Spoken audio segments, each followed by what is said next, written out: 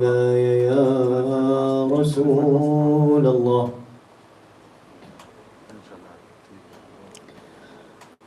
صلى الله عليك وعلى آل بيتك المظلومين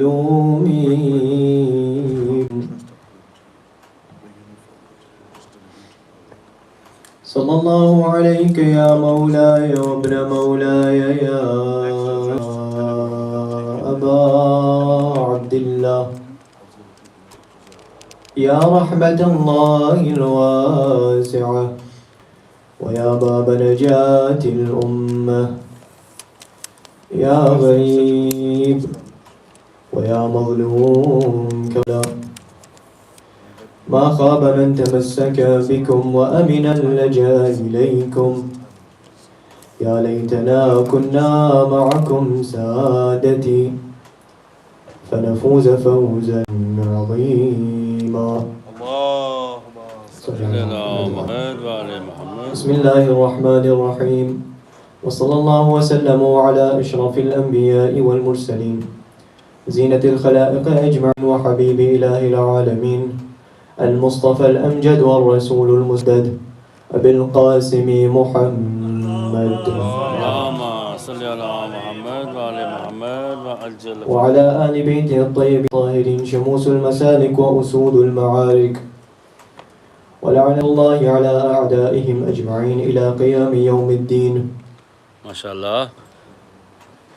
أما بعد، يقول الله في كتابه الكريم بسم الله الرحمن الرحيم قل لا أسألكم عليه أجرا إلا المودة في القربى صدق الله العلي العظيم وصدق رسوله الكريم صلوات محمد اللهم صل على محمد وعلى محمد وأجل رجعهم. As we mentioned yesterday, the sermon of Sayyid al-Sajideen Imam Ali ibn Hussaini alayhi salam and the effects of the khutbah from the Imam in the court of Yazid. After the khutbah and the sermon of the Imam was given, we learned that the people around Yazid's friends, Yazid's family members, his companions, they all started to cry because of the sermon of Imam Sajjad alayhi salam. So because of this khutbah and this sermon from the Imam, the side effects of this khutbah was, number one, the people started to cry in the courtyard of Yazid. This was the first outcome. The second outcome was that after the khutbah of the Imam, after the Imam spoke to Yazid and his friends and his companions, his family, the people that are around Yazid, they started to whisper to each other, they started talking to each other. They said, what is this sin that we have made ourselves? We have killed the Prophet's family. This huge mess, this problem that has become for us. So they realized this and they started to talk to each other. Sometimes with our friends, we see something happen and then you look at your friend, you make some sort of face.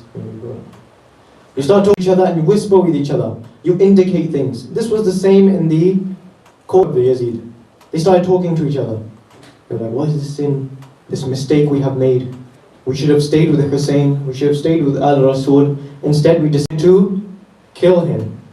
So this was a mistake on their part. So after the people spoke to each other, they decided to leave. They decided to leave the courtyard of Yazid. Because before the sermon we mentioned today, Yazid invited everyone. Yazid, all of his friends, his companions, his family, he invited everyone. We mentioned yesterday, Yazid said, bring all your friends as well, not just his friends. His friends. Bring everybody. I want my palace to be full of people. And I want people to see what I have achieved. Because we said yesterday this was an achievement for Yazid.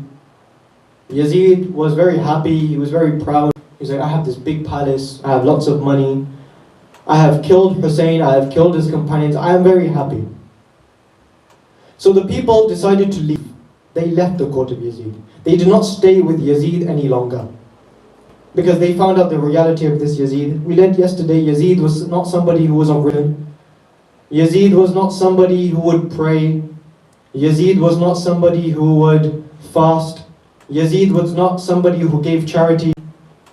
Yazid was the opposite. Yazid was someone who would drink alcohol. He was somebody who would play with animals. He had monkeys and he had bears. He had all these animals in his court. He used to play with animals, he drank alcohol, he used to be with many women. This was Yazid. He was not somebody of religion. However, the people that Yazid killed, they were people of religion. Al-Muhammad are people of religion.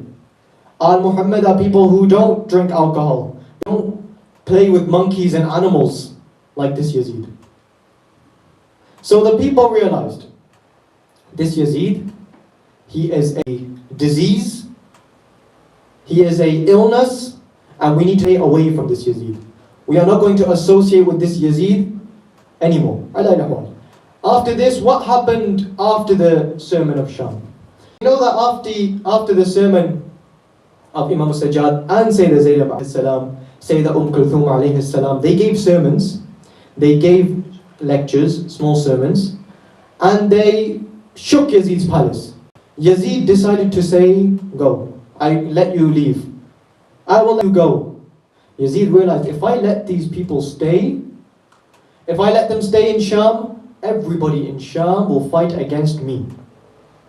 And if everybody fights against me, I will lose my big palaces, I will lose my money, I will lose my land, I will lose all of these things if anybody decides to fight against me. So Yazid's instant reaction, Yazid's instant thought in his mind was to remove these people. Let these people go. Go back to Medina. Before Yazid ordered the Imam and the women go, there was a few conversations, there were a few more conversations that happened with the Imam and Yazid. One of the conversations were that Yazid, he tried apologizing to them. He tried saying sorry. Yazid ordered Imam to come to his palace, and Yazid said to him, Yabna Rasulillah. He still called him the Messenger of Allah. Even though he killed Hussain ibn Ali, he killed his companions, he killed his family, he still referred to him as Yabna Rasulillah. He still referred to him as the son of the Messenger of Allah. And he said to him, Yabna Rasulillah, I apologize. He said, I am sorry for the killing of your family members, the killing of your companions. I am sorry for all of this.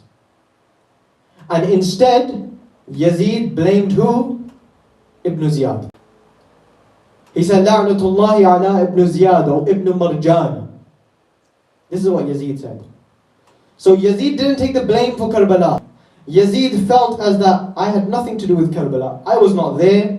I did not fight Hussain. I did not shoot any arrows. I didn't throw any spears. I didn't set the tents of the women on fire. I had nothing to do with this. And this was all Ibn Marjana. This was all Ibn Ziyad's fault. So why was it that this Yazid decided to say sorry to the Imam? Salawat ala Muhammad wa ali Muhammad. Allahumma salli ala Muhammad wa ali Muhammad wa ajil farajana. What was the reasoning for Yazid saying sorry in the first place? What was the reason for Yazid saying sorry? The Imam knew that Yazid did not mean his apology. He didn't mean, when we say sorry to our family members that say we've done something wrong, we say sorry. We say sorry to our friends, we have to mean it. When we say sorry means that we will never do it again, we will remember what we've done, and we will not act upon it again. But Yazid only said sorry because he realized this mess he has made himself. I have dug myself a huge hole. And the only way Yazid thought he was going to come out from this hole, this mess, was that if I say sorry to the Imam. So he said, if I was at Karbala, Yazid saying to the Imam, if I was at Karbala, I would have never let this happen. If I was at Karbala and Hussein asked me for something, he asked Yazid for something, Yazid would give it to him. Yazid would say, whatever you want, I'll give you. I would have made sure this killing of Hussein never happened. I would have made sure this never happened. He would have never been killed. His family members would have never been killed. I would have made sure this never happened. So from this conversation, from this dialogue with the Imam and Yazid, I apologize for the killing of your father. I apologize for all of that has happened. The Imam, he did not say anything. If someone says sorry to us, he was like, yeah, it's fine, don't worry. It's fine, forget about it, move on. Imam did not say this to Yazid. Imam ignored Yazid, turned around, and he left. Imam didn't say anything to Yazid. Because Imam knew that Yazid didn't mean his apology. Imam didn't mean his sorry. Yazid didn't mean his sorry. You could say sorry as much as you want, but if you don't mean it, then what's the point? And Imam knew of this tactic of, I'm just going to say sorry so people think I'm good, I'm better, I am changing, I'm going to start praying, I'm going to start this and that. But the Imam knew that this wasn't a sincere apology. This wasn't a sincere sorry given to the Imam. So the Imam looked at him, didn't say anything, and turned around and left. This was the first dialogue or the first conversation with Yazid and the Imam after the sermon. This was not before the sermon, this was after the sermon. So what has Yazid done? Yazid decided to point finger at the people. Yazid said, no, it was Ibn Ziyad, Ibn Jad, he killed Hussein, la'anahu Allah, it's his fault. It's all his fault. Yazid did not want to take the blame for it. Yazid, he said, if I take the blame for it, I will become weak, people will see me as weak, I won't be this high leader in the eyes of the people because I'm saying sorry. Because saying sorry to the Arabs was something which men don't do. If you do something, you stick to it. You don't say sorry. This was the thinking of the Arabs. This was the thinking of Yazid. So Yazid decided to blame other people. He said, Ibn Ziyad killed Hussein. May Allah curse him. May Allah damn him in hellfire. Yazid did not take the blame. Yazid just said, yeah, I apologize, but he didn't. This was the first conversation between Yazid and the Imam alayhi salam. Salawat ala Muhammad wa ali Muhammad. Allahumma salli ala Muhammad wa ali Muhammad wa ajil farajah. The second conversation, the second dialogue between the Imam and Yazid, the Imam went to Yazid and he proposed something to him. The Imam said to Yazid, okay, if you are going to allow us to go back to Medina, if you are going to let us go back to our home, I want to ask you for a few things. Yazid said, what are these things you want to ask? The first thing the Imam asked for was the head of his father. He asked for the head of Hussein. He said, I want the head of my father and I want to take it back to Medina. This was the first thing. The second thing the Imam asked for was the things which were looted from the camps. The things which were taken by Shimr ibn Zil-Jawshan, Umar ibn Sa'ad, Sinan ibn Anas, Khuli ibn Yazid al-Asbahi, people that looted the things of the women, the bracelets, the jewelry, the henna, the mehndi, anything that was taken, Imam said, I want these things back. However, the Imam didn't specifically say these things, these bracelets and this henna and necklaces, diamonds, gold. Imam didn't ask for these things. Imam asked for three things specifically. The Imam for the turban of his father, because when Imam Hussein was killed, his turban was taken. This was seen as the war booty. It said that Sinan ibn Anas, he took the turban of the Imam. He took his turban and he took other things which were Imam, but one of the things he took was the turban. Imam asked for this turban back. He said, I want the turban of my father, number one. The second was, I want to take the chest plate. The chest plate of Imam Hussein, because that was also taken from the Imam. They took the chest plate or the front armor piece of the Imam. Imam asked for this as well. So he asked for the turban of the Imam, he asked for his chest plate. The third thing he asked for was his sword, the Imam's sword. He said, I want these three things back from you. The bracelets, the jewelry, the henna, mehndi, whatever else you took, you keep. It's no benefit to us. You can keep it. Yazid replied by saying, as for the head of your father, you will never see it again. This is a difference between history. These are different narrations and what the historians have gathered. One of the opinions is that Yazid said, you will never see the head of your father again. But before Yazid answered the other two proposals of the Imam, the other two offers from the Imam, Yazid looked down, about it. He thought about if I should give it to him, should I not give it to him. He thought about it for a while. He looked up and he said, as for the chest plate and the sword, you will not get these back as well. We are not going to give these to you. As for the bracelets, we'll give to you. The bracelet, the jewelry, the diamonds, these things we'll give back to you. But this was of no benefit to the Imam, these jewelries and these diamonds, gold, silver. There was no benefit for the Imam. He said, no, I want these three things. Yazid said, no. Yazid said, you will not get these items. What we will give you the opportunity to go back to Medina. You will go back to Medina. Let you and your women go. You can go back to Medina. And no one else will take your women as captives anymore. No one will take your women again. So the Imam and the women, you can go back to Medina. This was the second thing. And the third thing was that anything that you want from me, anything else other than the chest plate, the turban and the sword, anything else you want, you ask me and I'll give it to you. The Imam did not ask for anything else. The Imam turned around and he left. So the turban of the Imam was not given. The chest plate was not given.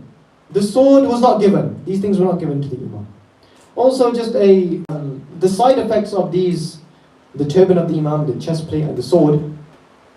When the people came to loot the body of the Imam, to take the things of the Imam, it is said that Sinan ibn Anas, when he grabbed the turban from the Imam, he put it on his head, he put this turban on. And it is said that he went mad, he went crazy.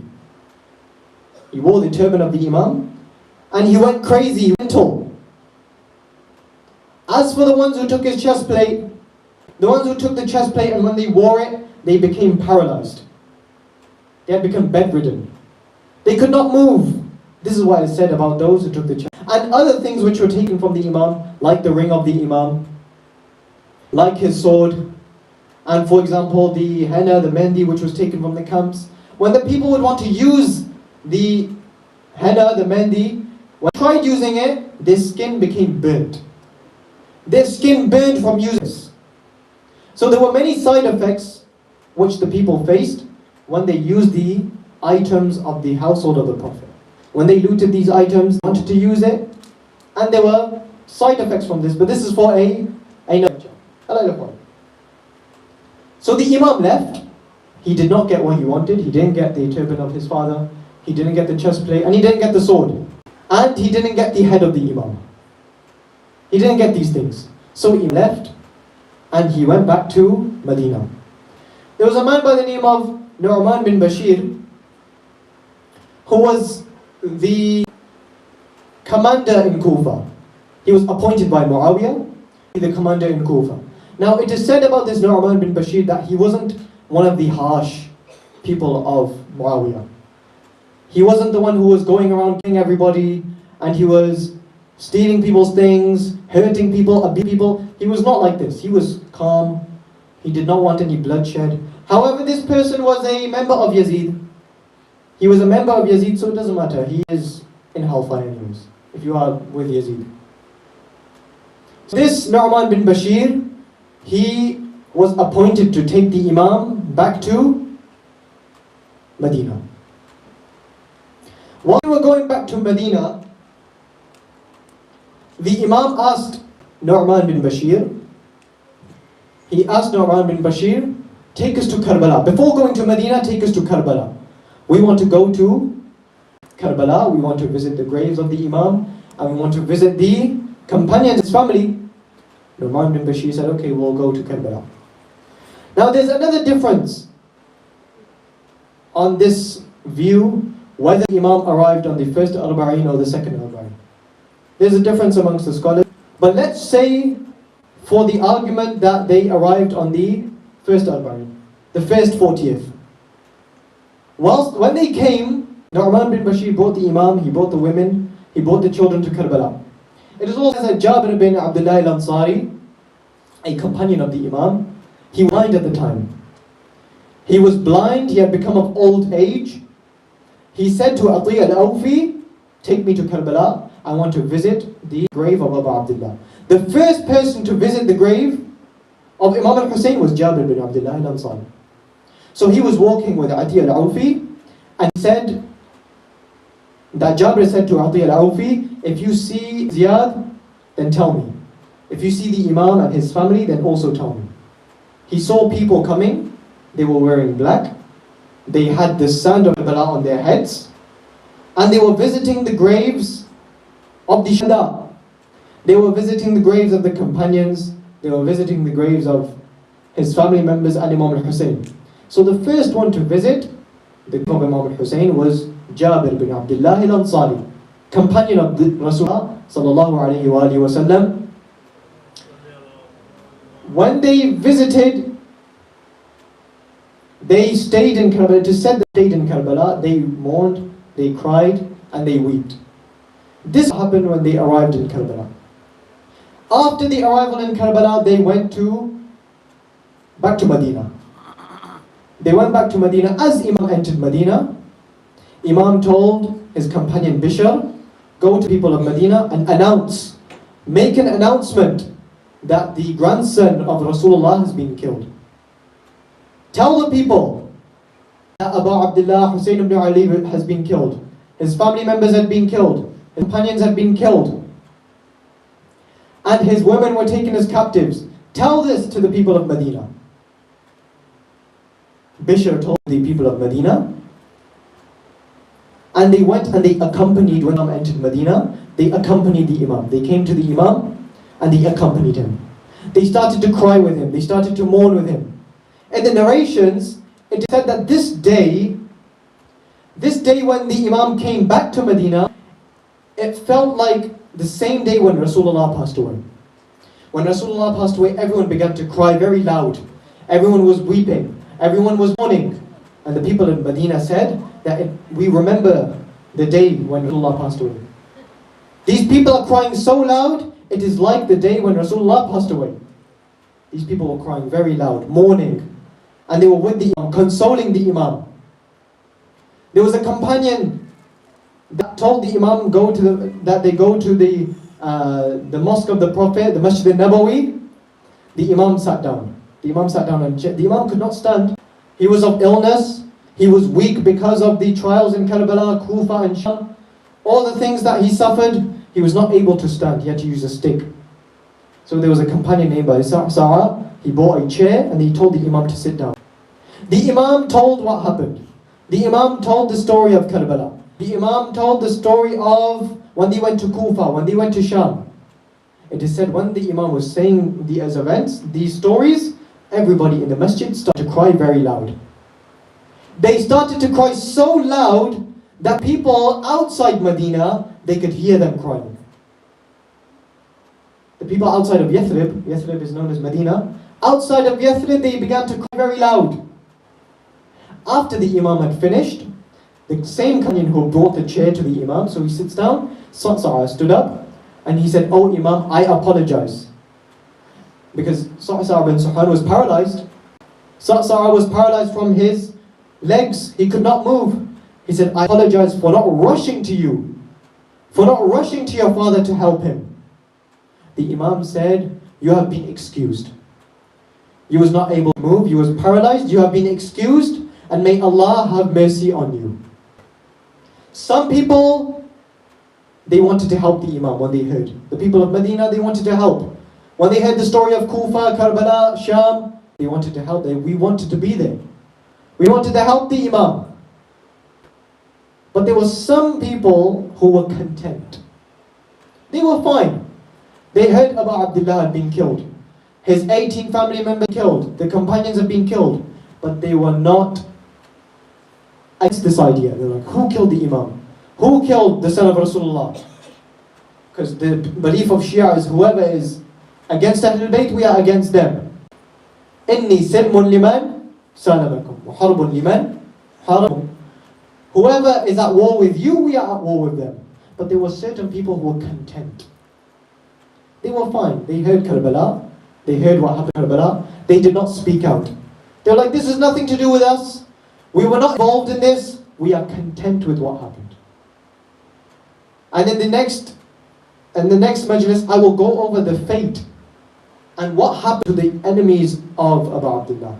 What happened to them individually? What happened to Yazid? What happened to Shimr bin al-Jawshan? What happened to Khuli bin Yazid al-Asbahi? What happened to Sinan bin Anas? What happened to these people? What was their fate? What was their punishment? What was the things that they suffered from leaders afterwards, like Mukhtar al-Thaqafi, Ibrahim bin Malik al-Ashtar? What did these people do to the enemies of Abu Abdullah? We ask Allah subhanahu wa ta'ala to accept this gathering of Abu Abdullah, and in remembrance of Sayyidina ibn Ali and his companions, we ask Allah subhanahu wa ta'ala to make us and to give us motivation to study the lives of the A'immah alayhimus salam and to implement their ways in our own life, to implement their patience, to implement their wisdom, and to gain the knowledge of their life. We ask Allah subhanahu wa ta'ala to make us among the army of Imam Sahib al-Asr wal Zaman, and that we witness him and we see him before we die. This is a goal, accomplishment for all of us. So we ask Allah to make us one of the members of the army of Imam Sahib al-Zaman. ربنا تقبل منا إنك أنت السميع العليم وصل اللهم على محمد